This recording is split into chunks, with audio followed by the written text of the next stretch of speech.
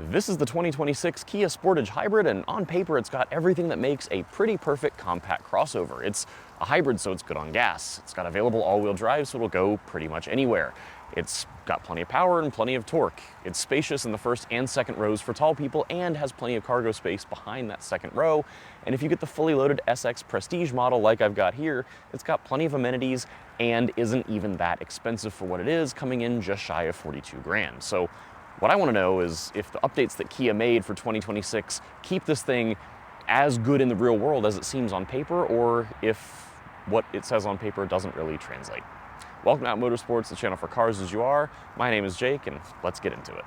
So starting with the drivetrain, the Sportage can be had as a gas-only model or a hybrid like this one, or a plug-in hybrid, which will go, I think, 33 or 35 miles on a full charge. But the regular hybrid is probably the one a lot of people are going to purchase, and for good reason. It's not that much more expensive than the gas-only model. It's about a $1,600 upcharge, and it gets much better fuel economy. These are rated at 35 to 36 miles a gallon between city and highway driving, and that's because most of the models Kia sells as hybrids will have bigger wheels now, which kind of impacts that overall average. If you get the smaller wheels, you can bump that to the 37, 38 mile per gallon range.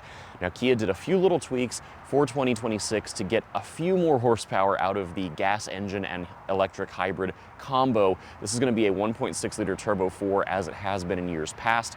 They added a few more horsepower that no one is going to notice, but it's good for a combined output of 231 horsepower and, more importantly, 271 pound-feet of torque.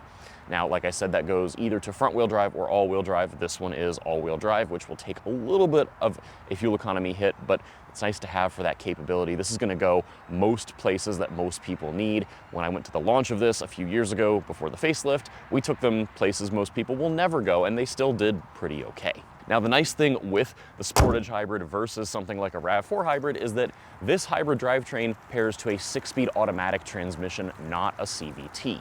So you have an electric motor here in the bell housing of the transmission, and what that means is the electric motor can use all 6 gears of the transmission, so it doesn't have that kind of drone that a CVT has. The trade-off is a little bit of fuel economy loss versus something like a RAV4 hybrid, but you also have mechanical all-wheel drive here, whereas the RAV4 will give you that E-axle where it's got a second electric motor out back, not always as in sync as it could be. So this is a nice drivetrain, again, on paper. And Kia made a few other updates for 2026. You'll notice a new front fascia here, and that pairs to a slightly revised rear bumper. This is certainly a change. I'll be frank with y'all, I didn't like this front end of the outgoing Sportage. I don't really like this one either, but I think it's a little better. Sorry, I don't really like either of them. You do also get this hybrid exclusive heritage blue paint color, which I think is pretty great. It's nice to have a lighter, brighter paint color for once instead of moody, earthy tones. This is still a little subdued, but it's a nice color. And then Kia's been doing some really cool stuff with wheels lately, so this of course gets some new wheels, and they're black, which is terrible, but they're at least an interesting design, which I do appreciate.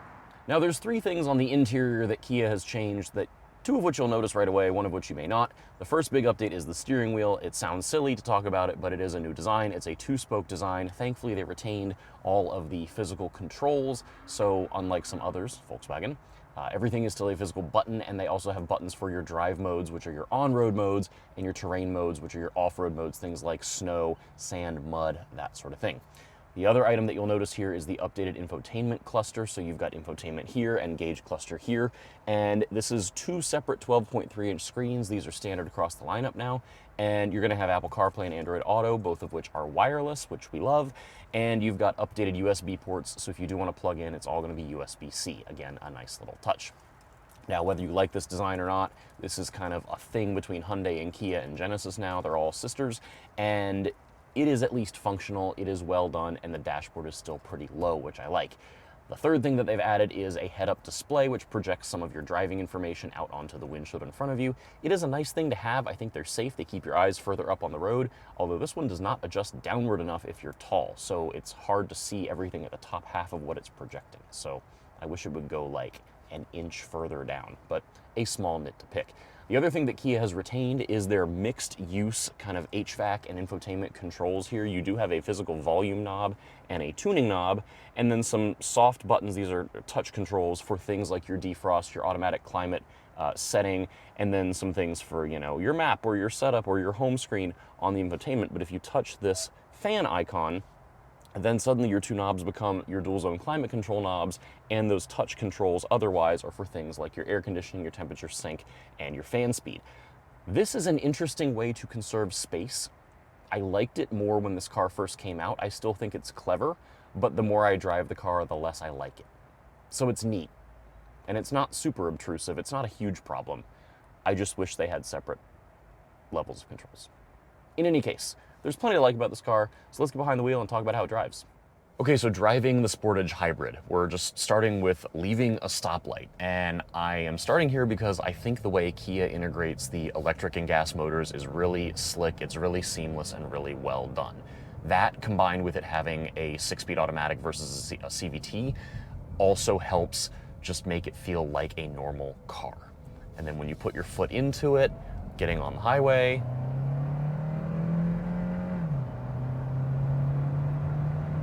there's 65, there's 70, you know, it's plenty quick for what it is. And unless you're really working the engine hard like I just was, it is not especially noisy. It's nice and quiet in here at city speeds, and the gas engine does a nice job at getting out of the way. So you can have a tachometer displayed here in the cluster. I've got this other gauge that shows, you know, eco versus power versus when it's charging the battery back up. I think that's more fascinating. And frankly, I don't want to know what the engine is doing because this is so good around town at just being quiet and being unobtrusive. So that, I think, is really, really well done.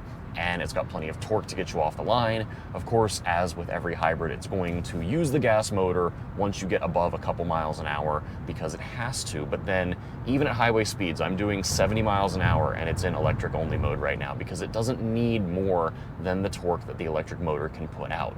So that, combined with that 6-speed automatic where it can use the multiplication of the gear ratios, it feels nice, but it feels normal.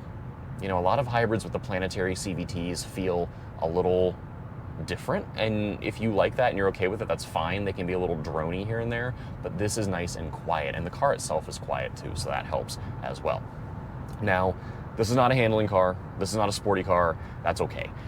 It is well damped for highway driving like this. It is comfortable in the city. It is pretty soft, and it soaks up bumps well. However, you're going to get body roll, you're going to get some lean in corners, and you're going to notice over big bumps, if you hit something at speed, like a big highway expansion joint, the car will get light because of how it is damped. So it's not super tight, it's not super stiff, and you either love that or you hate it. It's not necessarily my thing, but it's comfortable, and that's going to be the benefit for a lot of people. Now, steering is going to feel fine. It's a little artificially heavy, but it's got pretty good feel for being an electric rack in a hybrid that no one ever is going to drive in a sporty way. Steering is fine. The brakes are nice. So the blending of brakes on any hybrid, when you push the brake pedal, you're not necessarily using the actual friction brakes at the wheels. You are also going to be using the regenerative braking that sends energy back into the battery. So how a manufacturer can blend what's going on to make it feel like one unified system slowing the car is a big deal. Kia's done a really nice job here, and that's combined with these paddle shifters that let you choose how much regenerative braking you want to automatically happen when you lift off the gas pedal. So you can have it set to none, and it will be pretty minimal, and it will feel like it's just freewheeling like any gas-only car, or you can crank it to level 3, and when you lift, it's going to pretty immediately start slowing down, and that will dump more energy back into the battery. If you're around town doing a lot of city driving, you might want it up to level 2 or level 3, whereas on the highway, maybe you want it to freewheel a little bit more often.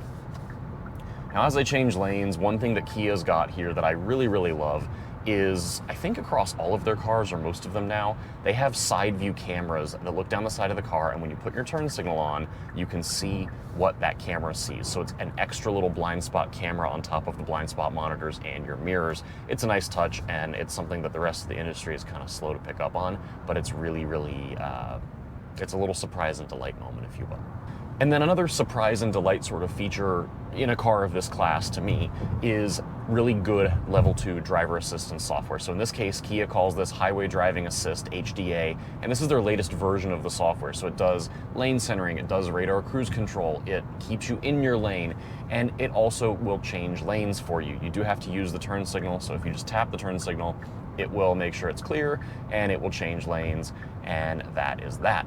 Now, you still have to have your hands on the steering wheel. This is not a hands-off system. It needs to detect a little bit of torque being applied to the wheel, a little bit of weight in the wheel, but it does a really nice job, and it can even use information from the navigation system to speed up or slow down as speed limits change, which is becoming another commonly used feature. You can see, of course, all the data on your head-up display, which I mentioned earlier is a little hard to see if you're tall, but it also combines with navigation directions from Apple Maps, Google Maps, or Waze. It can show you your next turn or your next exit in the HUD and in the gauge cluster screen, which is nice. They've got more integration with CarPlay and Android Auto. I appreciate that. And then otherwise, it's just a pleasant place to be.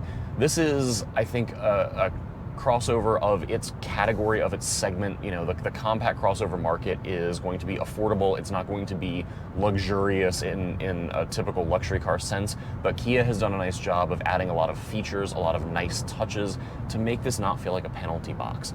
You can certainly get a lot for your money here. I mean, I've got heated and ventilated seats, I've got a heated steering wheel, Harman Kardon audio that's pretty decent, the HUD, just all these, the layout of everything. It's a well thought through car.